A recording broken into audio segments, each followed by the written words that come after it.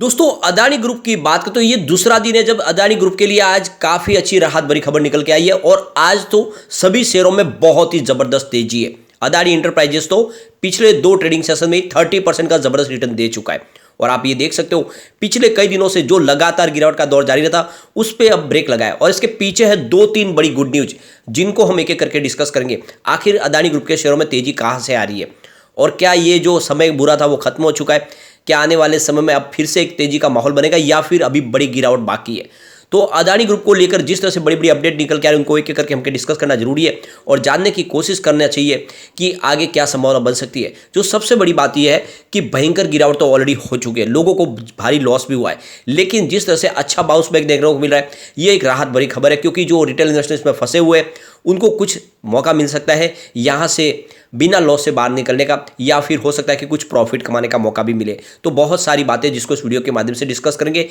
लेकिन उससे पहले अगर आप पहली बार हमारे चैनल पे आए तो चैनल को सब्सक्राइब कर दीजिए, एक बेल आइकॉन दबा दीजिए ताकि जब भी नया वीडियो बने पहला नोटिफिकेशन आपको मिले। वीडियो पसंद आए तो लाइक शेयर जरूर कीजिए। चलो फ्रेंड्स वीडियो स्टार्ट करते हैं। मैं हूँ आपका दोस्त एसबी दवे और हमारे अपने चैनल ऑनलाइन कमाई में आपका बहुत बहुत स्वागत है।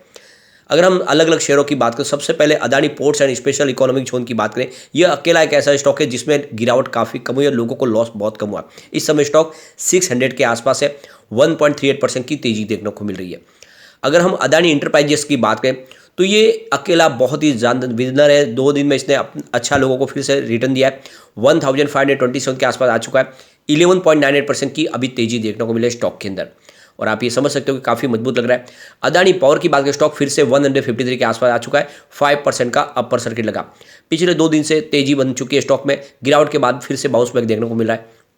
अदानी विल्मा लिमिटेड की बात करें, स्टॉक 379 पर फिर से आ गया है, 5% का यहाँ पर भी अपर सर्किट लग गया है, यानी जो गिरावट थी वो थम चुकी है। अदानी टोटल गैस की बात करें तो स्टॉक 703 के आसपास है, 3.60% की तेजी है। ये स्टॉक है जो काफ़ी ज़्यादा पिटा है, लगातार लोअर सर्किट में था लेकिन आज तेजी देखने को मिल रही है।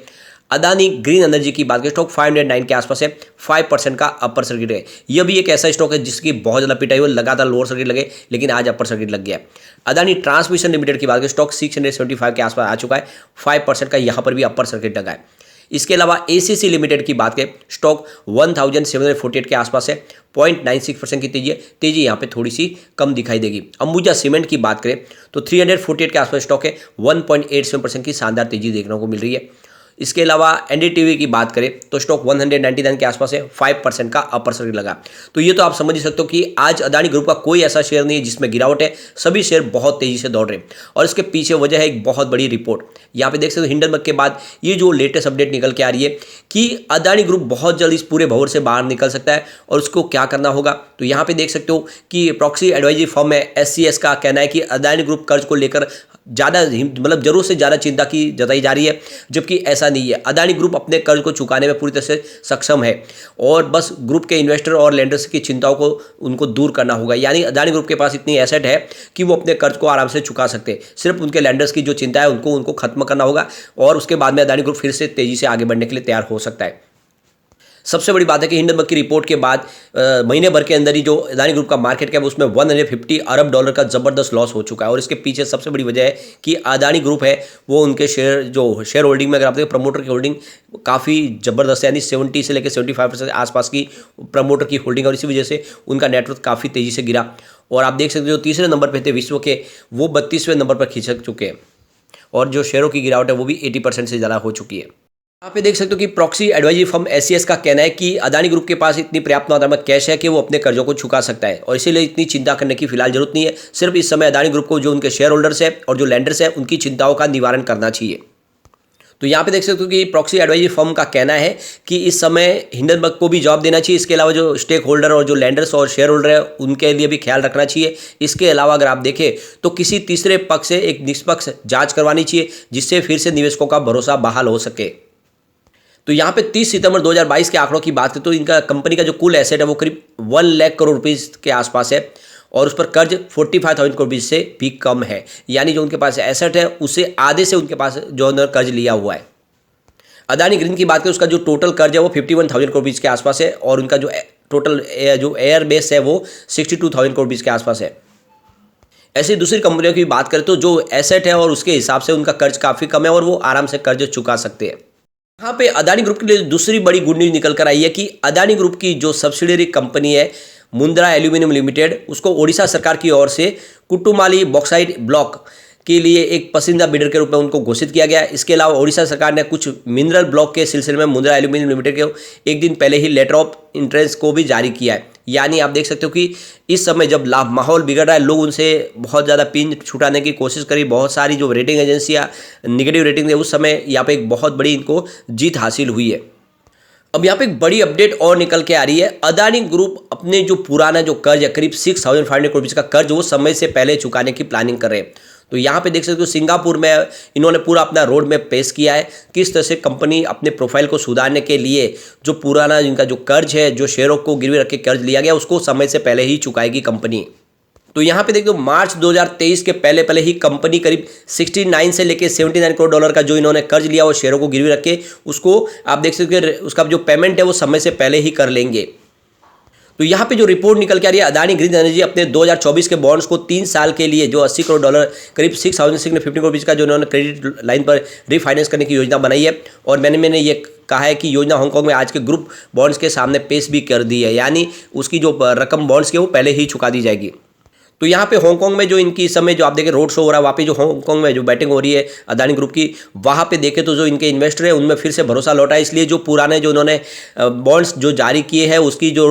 पेमेंट है वो पहले ही चुकाने वाले, जिससे एक तरह से देखें तो माहौल पॉजिटिव बनेगा और लोगों का भरोसा बनेगा अदानी ग्रुप की तरफ। अब यहाँ पे अदानी ग्रुप के लिए एक बड़ी राहत भरी खबर निकल के आ रही है। सेबी जो लगातार अदानी ग्रुप के पूरे मामले के ऊपर अपनी निगरानी रखे हुए, उनकी तरफ से जो रिपोर्ट निकल के आ रही है वो कह रही है कि अदानी ग्रुप की तरफ से कोई भी गलत काम नहीं किया गया है, यानी उन्होंने किसी प्रकार का कोई हेरफेर नहीं किया है। जो शेयरों का अपडाउन हुआ या जिस तरह से शेयर तेजी बढ़े, उसमें फिलहाल अदानी ग्रुप की तरफ से कोई इन्वॉल्वमेंट दिखाई नहीं दे रही है, यानी उसमें कोई मैनिपुलेशन की कोई संभावना दिखाई नहीं दे रही है। यानी ये जो रिपोर्ट है ये कह रही है कि सेबी जो जांच की है उस सेबी के हिसाब से देखें तो अभी फिलहाल अदानी ग्रुप कटघरे में खड़ा नहीं होता वो दिखाई दे रहा, और एक तरह से बहुत बड़ी राहत दिखाई देगी। वैसे अदानी ग्रुप इसमें जो पिछले कई समय से आप देखें, जब इन्होंने जो IPO लाया उसके पहले से ही वो निगरानी में रखे हुए अदानी ग्रुप को, और उसके बाद अभी यहाँ पे जो अंदर की जो खबर निकल के आ रही है कि सेबी को लग रहा है कि अदानी ग्रुप की तरफ से कोई भी यहाँ पे कानून को तोड़ा नहीं गया है, और जिस तरह से सारा का सारा जो कामकाज हुआ है, हिंडनबर्ग की जो रिपोर्ट है उसको एक तरह से नकारा गया सेबी की तरफ से, और ये बहुत बड़ी राहत है अदानी ग्रुप के लिए।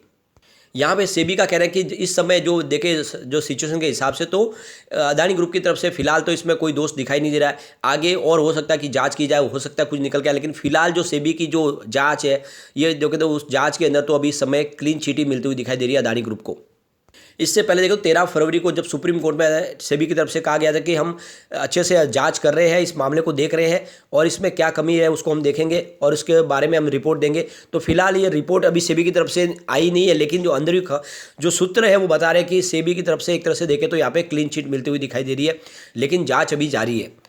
अब यहाँ पे एक बड़ी अपडेट और निकल गया। अदानी ग्रुप जो इनके एयरपोर्ट है वहाँ पे एक तरह से देखें तो पैसेंजर के लिए खर्च में बढ़ोतरी करने जा रही है, यानी जो वहाँ की जो सुविधा है वो इस समय बढ़ती हुई दिखाई देगी, जिसमें आप देख सकते हो पार्किंग फीस है या फिर लैंडिंग फीस, इस सब की जो है प्राइस को हाइक करने वाले हैं, और एक तरह से जो प्रॉफिट में कुछ बढ़ोतरी हो जो बिजनेस फिर से, और इसीलिए यहाँ पे डिसीजन लिया गया है कि इस समय जो एयरपोर्ट है उस एयरपोर्ट के ऊपर जो प्राइस हाइक करने की शुरुआत की, जो इंटरनेशनल लखनऊ एयरपोर्ट है उसकी प्राइस हाइक की जाएगी। ये अदानी ग्रुप ने फैसला किया है। तो 1 अप्रैल 2023 से ये प्राइस हाइक लागू हो जाएगी लखनऊ एयरपोर्ट पे। यहाँ पे एक बड़ी अपडेट और निकल के आ रही है। अदानी ग्रुप की तरफ से उनके जो CFO है उन्होंने हांगकांग से बयान जारी किया है कि वो कोई रीफाइनेंस करने नहीं जा रहे, यानी जो कंपनियों का जो भी उन्होंने जो लोन लिया है उसको रीफाइनेंस नहीं करेंगे, बल्कि वो लोन को चुकाने की कोशिश की जाएगी। फिलहाल आप देखें तो उनका जो नजरिया है यही है कि किसी भी तरह से फिर से जो पुरानी जो साख है उसको लौट आना है, और इसीलिए फैसले ऐसे किए जाए जिसमें लोगों को लगे कि अदानी ग्रुप बहुत मजबूत है। तो डिसीजन जो लिया जा रहा है उसका फायदा देखने को मिल रहा है, और अदानी ग्रुप में काफ़ी अच्छी तेजी है। लेकिन फिर भी उन इन्वेस्टर से मैं कहूँगा कि इस समय आपको सिर्फ वेट एंड वॉच करना है, जल्दी से जल्दी कोई डिसीजन बदली ना करें। अभी हमें 1-2 दिन और ट्रेडिंग देखने के बाद में ही कह सकते हैं कि अदानी ग्रुप में तेजी का दौर शुरू हुआ है। लेकिन फ्रेंड, कोई भी इन्वेस्टमेंट करने से पहले अपने फाइनेंशियल एडवाइजर से बारे में ले ले या अपना खुद का रिसर्च करें, क्योंकि मैंने वीडियो आपके एजुकेशनल पर्पज के लिए ही बनाया। वीडियो पसंद आए तो लाइक से जरूर कीजिए, चैनल को सब्सक्राइब कर दीजिए। Thank you friend.